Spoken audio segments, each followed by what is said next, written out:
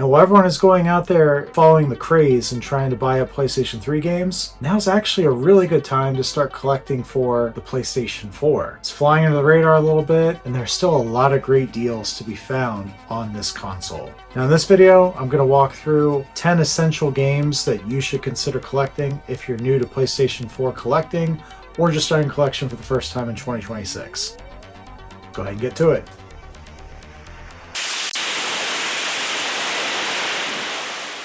First up, the Uncharted series. I'm listing all of these because you have the Uncharted Collection, which features the first 3 Uncharted games. So there's Drake's Fortune, Among Thieves, and Drake's Deception. And there's also Uncharted for A Thief's End. So if you're not familiar with the Uncharted series, these games follow Nathaniel Drake as he's on a search for lost treasure, hidden loot, escaping bad guys, uncovering ancient relics and artifacts and what have you. It plays out a lot like a modern day Indiana Jones movie, just with different characters involved, different narrative plot points, different twists, but a lot of the same stuff going on with the Indiana Jones series. These games are exclusive to the PlayStation consoles for the physical version. To my knowledge, they've not been ported over to PC. Some of these PlayStation games I'm going to list have been, but this list is going to focus on physical versions of games that I think you should consider collecting for or consider grabbing for the PS4. While you still can, while prices are still relatively cheap. So these are must-play games, 1 through 3 in this Uncharted Collection package, an outstanding value. I've seen it as low as $10 new in some stores, depending on if you're getting a clearance copy or one that's been reduced for price. Even without, I mean, it's pretty easy to find this for under 15 or 20 bucks. Fourth one is a really nice way to cap off the story. Definitely check out these games if you've never played the Uncharted series before. They are wonderful times. Next, the game I absolutely love. Cannot recommend this one enough.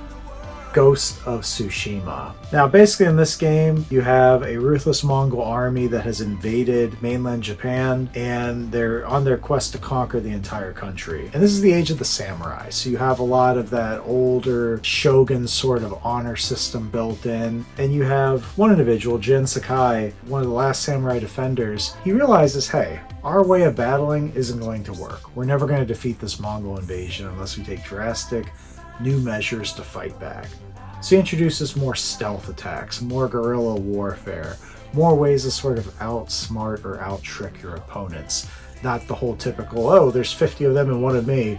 Let me go up to their front gates of the castle, demand someone fights me, and I take them all on by myself, and ultimately I'm going to die, but I have my honor. No, he's like, screw that.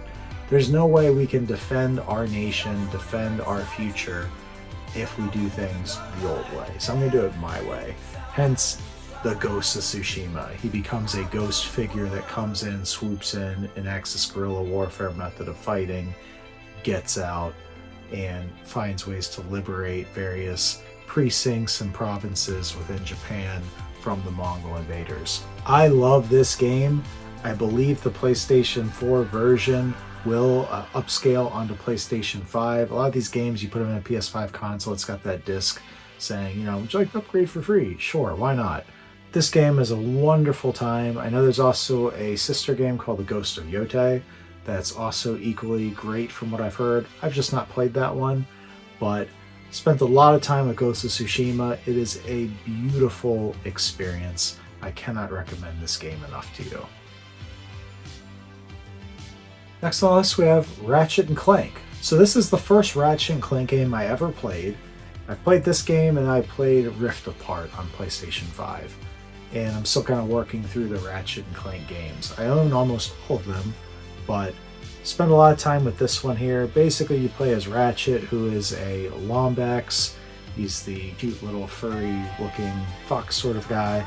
He's got a sidekick, Clank, who is a robot that stays strapped on him like a backpack, but he helps out with a lot of technical things, hacking, coding, splicing, stuff like that. This is a really fun game. If you've never played these, they are exclusive to the PlayStation consoles. Definitely check out Ratchet and Clank. I don't think you'll be disappointed at all. It's an outstanding platformer action game, and it's one of those ones that's not too stressful either. Like, you can play this and have a good time and not really get worked up by it, which I like about this series. Another PlayStation exclusive you should add to your collection, This is God of War, specifically the 2018 entry. I'm a huge fan of God of War from the Greek series. I've talked about this in previous videos, but a lot of people love this Nordic version of God of War. And to be fair, it is an excellent game. It is a 10 out of 10 game. Don't get me wrong. But think of it like this. You like Coke or you like Pepsi? This to me is Pepsi. I like Coke. I like the Greek, the Grecian God of War, where you're just slaying Zeus and Hades and Ares and whoever else. This one, I don't know. Maybe it's because I studied Latin in high school and college, and I don't really have a connection to the Nordic gods like I do to the Greek and Roman equivalents. I don't know. My personal preference, though, are the others. This is still an outstanding game in its own right, and I don't want to take anything away from this. There's a reason why people love this game. It has outstanding storytelling, outstanding narrative dialogue, compelling characters, gripping environments. It's a fantastic game. Go pick up a copy of this if you're new to collecting for PlayStation 4 or just haven't experienced God of War yet. So this is Horizon Zero Dawn, the Complete Edition. Now this one specifically, it includes the base game, which is hailed as one of the best open world games of this generation, but it also includes all the DLC. So there's the Frozen Wilds expansion, there's additional outfits they give you, there's trader packs, there's Trailblazer outfits, there's keeper packs, there's all sorts of stuff. And what it basically does is just makes your overall journey and experience of the game even more epic. So you're following around as this female protagonist, you've got like a bow and an arrow, and you're literally using that and your environment to take out these deadly machines that exist all throughout the land. It's a fun time. I know a lot of people love this game. Definitely consider buying it if you don't have it. Next, a game that I spent a lot of time with many years ago. This is Bloodborne. This is the only Souls-likes game, to my knowledge, except maybe Demon Souls, that's exclusive to the PlayStation ecosphere. So this game is wonderful. It's everything you'd expect from a Souls game. So you start out in this dark and eerie sort of world. You're trying to piece together what's going on. You walk 2 feet and somebody comes in and chops you in half and you gotta start all over again. It is frustrating, it is difficult, but it's so rewarding when you actually get good and you can get past some of these bosses that were giving you trouble in earlier parts of the game. It's such a fulfilling and satisfying experience to come back and give them a piece of their own medicine. And what makes this one fun too is there's always stuff to explore. I mean, you can say that about any Souls game, but there's always something to find. There's always like one more boss that's more powerful than the last.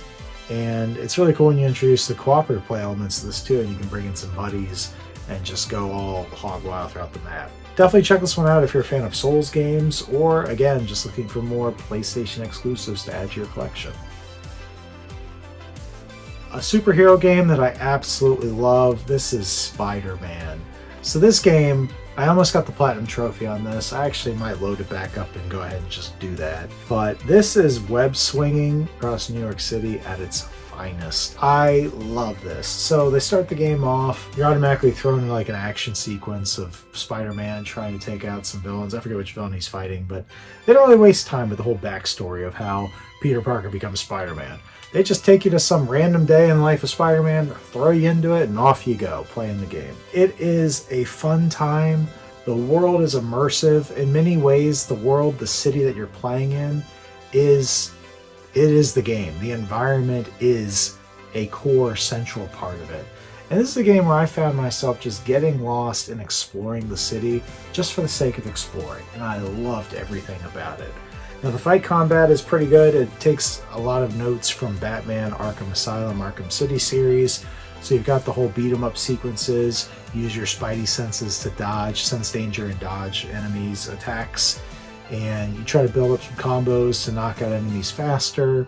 It's a fun time. And as you progress, you gain experience. You use the experience to unlock new outfits, new weapon upgrades, all sorts of things. It's a wonderful time.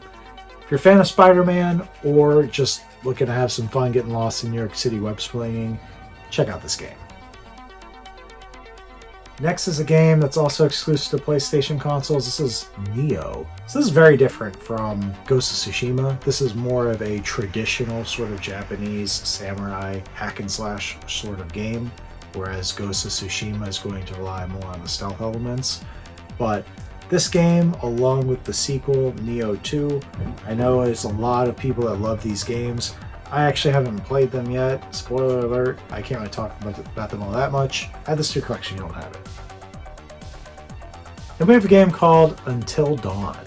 So this one is a lot of fun because it introduces the butterfly effect, and your actions that you choose really impact other actions downstream throughout the game. And going through the different linear progressions of how different choices impact different styles of play is a very fun experience in and of itself.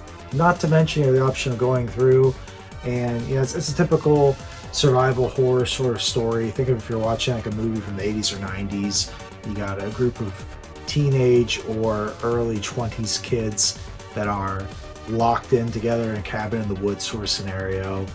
There's someone after them, someone's hunting them and killing them. And you play through the game and you can either make choices to try to make everyone live or make choices that result in everyone dying, or some mix therein. It is a lot of fun. It is awesome to see all the different progressions and choices and how they influence the game. And the voice acting in this, the narratives, the overall storytelling, it's phenomenal. Definitely check out this game if you've not played it before. It is still exclusive to the PlayStation ecosphere. And then last but not least, we have a game called Detroit: Become Human.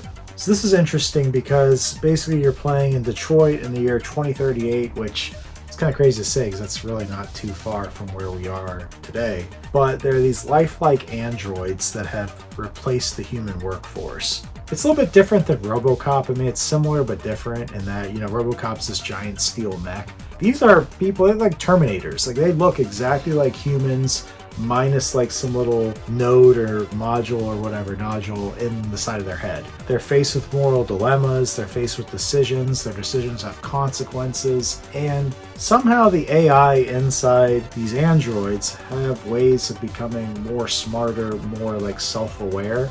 And it kind of gets in this whole moral philosophy of, can they become fully self-aware, right? Where this goes, this whole thing of can the androids be freed and, are they enslaved? Is humanity enslaved? All these different moral dilemmas they get into. It's pretty interesting what they do here. Kind of just sitting back and letting the journey, the story unfold is what makes this game a joy. So definitely check this one out if you've not played it yet. It is really interesting what they did here, and I still haven't seen anything quite like this though. Well, there you go. Those are 10, or should I say 14 games that you should consider getting if you're new to PlayStation 4 collecting, or just looking to beef up your existing PlayStation 4 collection before the prices on these games start to go up once the PlayStation 3 or PS3 craze starts to die down. Now, as always, I want to thank everyone for watching. Thank you so much for subscribing. Catch you on the next video. Take care, everyone.